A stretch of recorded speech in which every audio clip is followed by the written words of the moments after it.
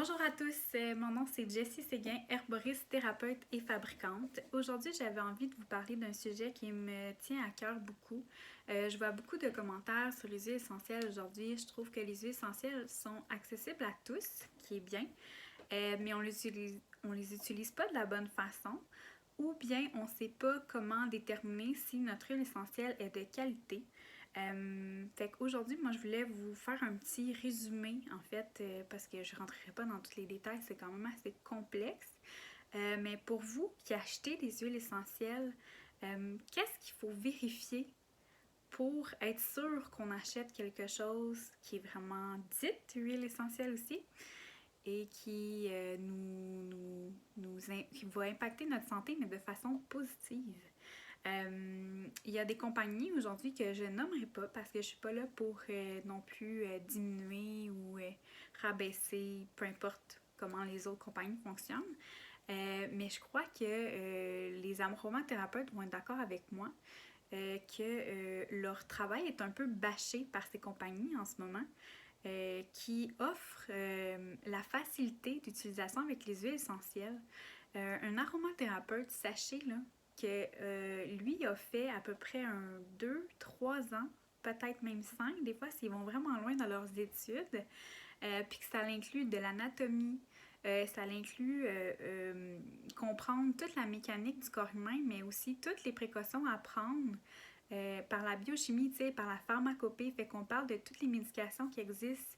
On étudie vraiment, c'est des grosses études. Les huiles essentielles ont aussi des molécules chimiques qui sont importantes aussi pour impacter le corps. Fait que c'est important, je pense, d'avoir une base avant de pouvoir conseiller quoi que ce soit à un autre être humain, même si on veut aider. Puis il ne faut pas non plus banaliser l'utilisation des huiles essentielles, car oui, il y a des façons de les utiliser qui vont être plus intéressantes pour certaines personnes, mais qui vont aussi causer des dommages si on ne l'utilise pas de la bonne façon. Là, tu vois, par exemple, là, j'ai dans ma tête, j'ai déjà vu un petit garçon brûlé parce qu'il avait utilisé de l'huile essentielle pure sur ses mains, puis c'était une huile qui était dermocaustique qu'on appelle. Fait qu'il y a quelques huiles essentielles qui sont comme ça, qui sont assez fortes pour amener des brûlures au premier ou deuxième degré. Fait que c'est important de savoir comment les utiliser. Même si on les utilise dans le bain, on pense que c'est doux. Moi-même, j'ai fait cette erreur-là. J'ai déjà mis des huiles essentielles dans mon bain sans les diluer, sans utiliser de la bonne façon. Et j'ai aujourd'hui des cicatrices reliées à ces brûlures-là. Fait que c'est important, je pense, de ne pas diminuer la profession d'un aromathérapeute qui a étudié, qui sait de quoi il parle, qui sait vous proposer des bonnes synergies aussi, comment les appliquer dans votre vie. Puis aussi, chaque huile essentielle a sa façon vraiment d'agir sur le corps. Puis vous allez avoir aussi une personnalité. Puis on va essayer d'allier les deux pour que ça fitte puis que ça ait vraiment une synergie extraordinaire pour vous. Pour pas que vous ayez aussi une mauvaise expérience puis vous dites ah ça marche pas puis c'est plate les huiles essentielles puis c'est tellement pas vrai, les huiles essentielles sont tellement utiles dans plein de façons. Fait que c'est ça que je vais vous parler aujourd'hui puis là je vais rentrer dans les détails. Bon, à la base, c'est quoi une huile essentielle? Une huile essentielle, là, c'est la personne que vous achetez l'huile essentielle, pas capable de vous expliquer comment est fabriquée une huile essentielle. Déjà en partant, et on a de la misère avec ça. Bon, une huile essentielle, là, moi je vous le dis, je vais vous simplifier ça, là, parce que je ne rentrerai pas dans les termes. C'est pas compliqué. On va cueillir de la plante, on va la faire, on appelle ça de la distillation. On va la mettre dans un chaudron au-dessus de l'eau. L'eau va bouillir, la vapeur va faire évaporer carrément les molécules biochimiques qu'il y a dans la plante. Puis ça prend vraiment une plante aromatique, là. C'est pas toutes les plantes qui ont des huiles essentielles qu'on peut distiller. OK? Fait que ça prend vraiment un organe dans cette plante-là, que ce soit une feuille, une racine, une branche, un fruit, peu importe. Ça prend un organe qui contient de l'huile essentielle pour pouvoir la distiller. Fait que là, quand ça va s'évaporer, l'évaporation va prendre ces petites huiles essentielles-là qui sont volatiles. Fait que c'est le pourquoi qui vont pouvoir être pris dans la vapeur. Puis on va avoir un tuyau de refroidissement qui va lui permettre de refroidir cette condensation-là et ça va retomber dans un liquide. C'est vraiment de la biochimie là. de la chimie pure. Et puis là, à ce moment-là, dans un autre récipient, quand ça va tomber, on va avoir vraiment fait une séparation entre l'eau qui a passé dans la plante et dans notre petit serpentin. C'est pour ça que je fais le petit signe. On va avoir vraiment là l'huile essentielle qui va s'être redéposée en huile et qui va tomber sur le dessus de notre trou.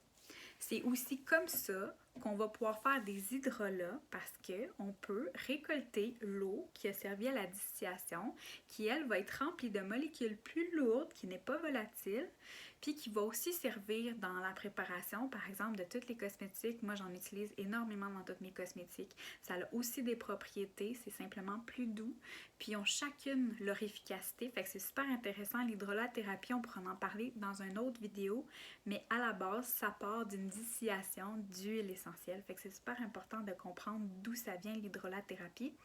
Vous pouvez dire eau florale, mais honnêtement, les eaux florales, moi, je trouve que c'est un mauvais mot parce que souvent, on va les mélanger avec les eaux florales en cosmétique, en magasin, où ils vont rajouter des conservateurs, des choses dedans. C'est plus vraiment l'hydrolat pur là, à la base. Fait que ça dépend là, des places. Là, je veux pas mettre tout le monde dans le même bateau. Mais moi, j'aime mieux utiliser vraiment le terme, c'est un hydrolat. Fait que ça, on en reviendra dans un autre vidéo. Fait que quand on a distillé notre plante, sachez aussi que pour avoir une petite bouteille de 15 ml, tout dépendamment de la plante, là, tout dépendamment de l'huile essentielle qu'il y a dedans l'organe qu'on a choisi de distiller de la plante, c'est fort probable que pour avoir un petit 15 ml, ça prend, moi je parle, là j'imagine dans ma tête la rose, là, juste la rose, là, soi-disant en parlant, c'est pour ça que ça coûte super cher. Ça prend énormément de pétales roses pour faire à peine un petit 5 ml. Est-ce que ce que ça veut dire? Ça, c'est des questions à poser. Quand vous achetez une huile essentielle, moi je trouve que c'est important de demander est-ce que c'est équitable? Est-ce que c'est certifié? Ils ont-ils des certifications? Parce que si on est en train de ravager la nature, parce que justement on achète en grosse quantité, je sais pas moi, de l'huile essentielle de Ravinsara à une nouvelle compagnie super high-tech, mais est-ce qu'ils font attention à leur production? Est-ce qu'ils ont ravagé des endroits pour être capables de cueillir en surdimension leurs plantes? Parce que ça en prend vraiment beaucoup là, pour faire un 15 ml. Fait que j'imagine pas les champs que ça prend pour en faire. Fait que ça, c'est une chose. Pour moi, je trouve que c'est une question d'éthique. C'est important de savoir ça. La deuxième chose, c'est surtout de savoir la provenance. Parce que aussi, d'où ça provient, ça va changer la molécule biochimique qu'il y a dedans. Fait que si ça change la petite molécule principale dedans, ça peut changer ses propriétés. Fait qu'une eucalyptus radiata, par exemple, 1,8 cinéole, qui est son principe actif principal, si elle a poussé dans une région plus chaude, bien, probablement que son principe actif va être beaucoup plus concentré, beaucoup plus efficace. Fait que ça, c'est une chose aussi à savoir, la provenance. C'est souvent écrit sur les bouteilles. Si vous regardez en tout petit puis vous prenez le temps de lire, là, les huiles essentielles de qualité vont toutes vous mettre ces informations-là dessus. La provenance est dessus. Divinescence, là, moi ici que j'ai. Ensuite de ça, vous allez avoir un numéro de lot. Toujours important d'avoir un suivi parce que, encore là, on parle de produits naturels. Là. Il n'y a rien de changé là-dedans. Là. Fait que si, par exemple, il y a un été ou une saison que, justement, les plantes ont plus de difficultés, c'est plus sec, bien, ça se peut que ce lot-là va sentir différemment, ne sera pas moins efficace, mais va travailler, oui, les mêmes choses, mais peut-être pas exactement de la même façon que les autres lots qu'il y a eu l'an dernier ou l'an passé, parce qu'il y avait eu une saison hyper ensoleillée avec de l'eau puis que tout était bien équilibré. C'est important ça aussi à savoir. L'aromathérapeute va pouvoir vraiment travailler ces aspects-là avec vous aussi, aller chercher la bonne molécule pour vous. Là. C'est ça qui est important. Ensuite de ça, bon là, tu vois ici, je l'ai là. Je vous montre un exemple. Là. Ça, c'est l'Eucalyptus radiata. Okay? La première chose que je vois quand je regarde, j'ai la partie distillée. C'est quoi la partie? Une huile de qualité, il ne va pas vous dire « Hey, moi j'ai mis ça dedans, n'importe quoi ». Tu sais, pour que vous soyez sûr que c'est une huile essentielle, il faut que ça soit distillé. Il y a plusieurs façons d'extraire une huile essentielle. La façon la plus simple et la plus écologique et je trouve la plus on va dire ça, santé, si vous voulez, c'est la distillation à vapeur d'eau, ce que je vous ai parlé tantôt. Il y a d'autres façons. Vous pouvez regarder, là, le zeste, par exemple, les oranges, les agrumes, eux, ne peuvent pas être distillés. Ils vont être faits par pression à froid, ce qui est correct aussi. OK? Mais il y en a d'autres qui sont moins intéressantes par solvant, puis tout ça. C'est important de vous informer parce que vous allez retrouver peut-être de l'alcool dans votre huile essentielle. Finalement, ce ne sera plus une huile essentielle, c'est pas ça que vous voulez. Fait que, distillation à vapeur d'eau. Quelle partie a été distillée? Fait que là, ici, tu vois, l'eucalyptus, on l'a. On a la feuille. Fait que c'est la feuille qui a été distillée. On a le chémotype. Bon, là, ça, c'est un autre aspect que je trouve important. Oui, c'est peut-être pas pour monsieur, madame, tout le monde. Vous n'avez pas besoin de connaître tous les chémotypes, à quoi ça sert, etc. Mais si vous n'avez pas ça, c'est que votre huile n'a pas nécessairement été étudiée. Puis si elle n'est pas dessus, ben au moins qu'elle soit sur le site où vous pouvez demander à la personne qui vous le vend, c'est quoi le chémotype? Est-ce que tu l'as? Est-ce que tu peux me prouver que tu as fait des études pour me prouver que ton huile essentielle contient vraiment les molécules actives que tu me parles? Parce que tu veux vendre une huile essentielle, je sais pas moi, pour la grippe ou pour tel effet, mais s'il n'y a pas ce chémotype-là, s'il n'y a pas cette molécule en concentration dedans, tu n'auras pas l'effet que tu veux. Fait que c'est super important.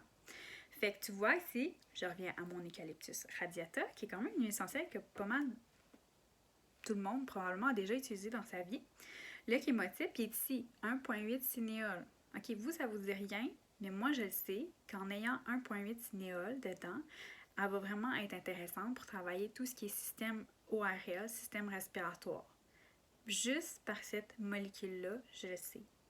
Fait que c'est ça qui est important quand vous allez avoir votre huile essentielle. Fait que j'ai parlé de la partie, le chémotype, l'origine. Là, tu vois, ici, on a Afrique du Sud, c'est écrit. On a le lot, on a l'expiration.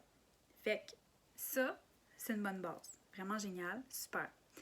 Une autre chose, bon, je vous parlais tantôt de la distillation. Quand les gens vont cueillir les huiles essentielles, ils vont peut-être trop cueillir ou dévaster la peine. Bon, mettons que ça, c'est clair, c'est équitable, ils font des belles cultures, c'est éco-responsable, tout ça. Leurs employés sont traités avec respect aussi, la nature, etc. Il y a un bon renouvellement. Bon, ils ne sont pas en train de tout dévaster la nature. Une fois qu'on a ça, on veut savoir, est-ce que c'est biologique? C'est une bonne question. Parce que si vous achetez des huiles essentielles qui ne sont pas biologiques, en quantité que vous avez de plantes dans un petit 15 ml, parce que ça en prend beaucoup, j'en ai parlé tantôt, imaginez le nombre de toxines aussi que vous allez ingérer. Autant par la peau, là. On assimile autant par la peau, quand on les diffuse, ça a un impact sur nous. C'est super important. Fait qu'on a Divine Essence, je reviens encore à eux, ils ont la certification, c'est écrit biologique dessus.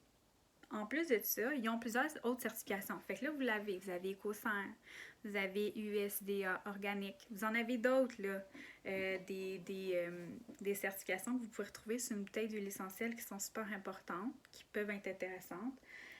Par exemple, le HEBBBD, qui est l'huile essentielle botaniquement et biochimiquement déterminée. Fait que ça aussi, c'est une autre licence. Vous en avez vraiment, vraiment plusieurs, là. Fait que ça, c'est important pour une huile essentielle.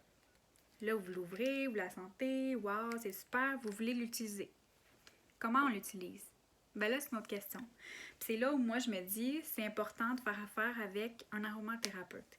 L'aromathérapeute va être capable de vous cibler la meilleure huile essentielle pour vous, comme je vous expliquais un peu au début. Et puis aussi, tu sais, si vous avez des animaux, des jeunes enfants, vous allaitez, vous êtes enceinte, il y a plus de contre-indications. Tu sais, diffuser une huile essentielle quand on a des animaux, il faut y penser. Moi, j'ai déjà une amie que, c'est plate à dire, mais elle avait des oiseaux, puis elle diffusait beaucoup. Puis un de ces oiseaux est décédé. Puis il était pas malade, il n'y avait rien. Fait qu'on en a déduit que c'était les huiles essentielles. C'est quand même fort pour un animal. Il faut comprendre que c'est très, très, très concentré. Je vous l'ai dit tantôt, ça prend à peu près 5 tonnes de pétales de rose pour faire un petit 5 ml qui est dilué en plus. Fait que c'est quand même beaucoup. C'est des grosses molécules, c'est concentré. Vous n'avez pas besoin de beaucoup d'huile essentielle pour que ce soit efficace. Puis en diffusion, oui, ça a un impact. On n'utilise pas juste pour l'odeur, là. Ah oui, ça sent bon dans ma maison. Ça a une propriété. En fait, ça a des propriétés. Ça a une molécule volatile qui va aller dans l'air, qui va saturer votre air ou ce que vous respirez. Il y en a qui vont être détoxifiantes, il y en a qui vont oxygéner l'air. C'est super intéressant d'utiliser ces huiles essentielles-là. Mais il y a d'autres huiles essentielles qui ne se diffusent pas et qu'il ne faut pas diffuser en grosse quantité. Fait que c'est important de savoir ça. Même chose avec de l'utiliser sur notre peau pure. On ne peut pas utiliser des huiles essentielles pures sur la peau. Il y en a quelques-unes seulement.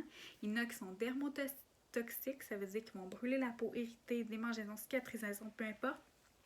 C'est important de faire nos recherches avec un bon thérapeute qui va pouvoir nous aider avant l'utilisation d'huile essentielle. Il faut les diluer dans une huile végétale. Il y a quelques gouttes, il y a une façon. On peut l'utiliser dans des suppositoires, on peut l'utiliser en capsules. Encore là, on ne peut pas faire des capsules nous-mêmes si on ne sait pas la concentration puis comment les diluer. C'est important. On veut les mettre dans un bain. Ça aussi, j'ai vu ça souvent. On veut les mettre dans un bain, mais il faut les diluer. Fait que toujours diluer une huile essentielle. Prenez pas de chance. Puis il y a des huiles essentielles qu'on ne peut pas mettre dans un bain, qui ne sont pas recommandées parce que c'est des huiles qui vont être irritantes. Fait que c'est vraiment, vraiment important, selon moi, de ne pas faire confiance à n'importe quelle conseillère, si je peux dire ça comme ça.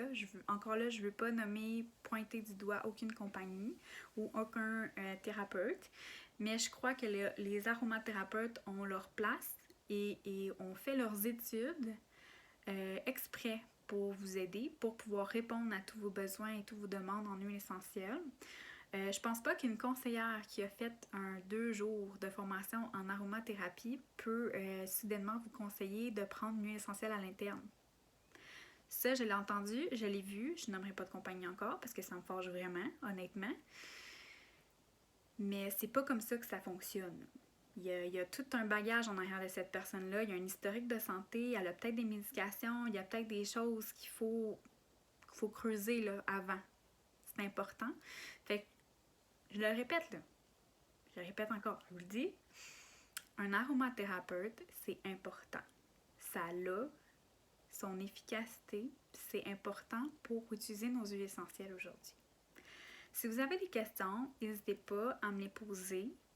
Vous pouvez toujours prendre rendez-vous avec moi si vous avez des gros questionnements ou des problématiques de santé puis que vous voulez utiliser les huiles essentielles. Tu vois, je fais une parenthèse là, parce que j'ai autre chose qui me vient en même temps que je vous parle. J'ai vu un documentaire dernièrement qui m'a fait beaucoup, beaucoup de peine. Parce que c'est quelque chose, tu vois, j'ai pas mentionné dans mon vidéo qui est important, je pense que je vous le dise aussi. C'est que quand on consomme des huiles essentielles à l'interne en grosse quantité, comme régulièrement, là, sur une base quotidienne, il y a certaines huiles essentielles, c'est des molécules, là, je vous le dis, des molécules. Elles sont quand même grosses, nous on les voit pas, là, mais c'est des grosses molécules qui peuvent être irritantes. Ils peuvent se stocker dans vos organes et causer d'autres pathogènes. Fait que là, vous voulez vous traiter, je sais pas moi, avec une huile essentielle de citron. Ah, c'est bon pour les gras, on va détoxifier le foie, blablabla, blablabla. OK, sur le coup, ça vous fait du bien. À long terme, un peu tous les jours, votre huile essentielle, vous l'utilisez. Elle n'est pas diluée en plus.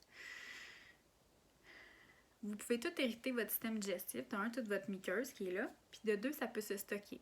Fait qu'à la longue, là, vous allez avoir dans vos organes, le foie, le poumon, peu importe, que ça s'en va, les petites molécules qui vont être prises là. Puis ça peut vous rendre malade. Ça, c'est le documentaire que j'ai vu dernièrement. Fait que oui, les huiles essentielles sont utiles, ils peuvent traiter plein de choses, mais il faut savoir les utiliser correctement. Puis, faites affaire avec un aromathérapeute, vous allez apprendre plein de choses, plein d'outils pour votre santé parce que vous allez pouvoir avoir une santé, moi, ce que j'appelle autonome. Donc, moins avoir recours aux médicaments et aux médecins parce que de toute façon, les médecins aujourd'hui sont débordés. Pour des petites affaires, les grippes, les rhumes, c'est super efficace. Mais il faut savoir comment les utiliser. Fait que moi, ce que je vous dis, c'est ça aujourd'hui. C'est ça mon message. Puis j'espère que ça va passer. Puis que les gens vont faire plus attention à leur utilisation, à leur méthode d'huile essentielle, autant pour les animaux, les bébés, les enfants. De ne pas badigeonner tout le monde n'importe quand, n'importe comment. Et surtout de faire attention aussi à l'information qu'ils entendent. Parce que, je le répète, c'est pas le fun d'être pris après ça avec des brûlures ou des problématiques plus sévères de santé quand vous vouliez traiter quelque chose de super simple. Fait que si vous avez des questions, j'en reviens là. N'hésitez pas, écrivez-moi. Ça va me faire plaisir d'en jaser avec vous. Hein? Mais là, faites attention à vous. Bonne journée!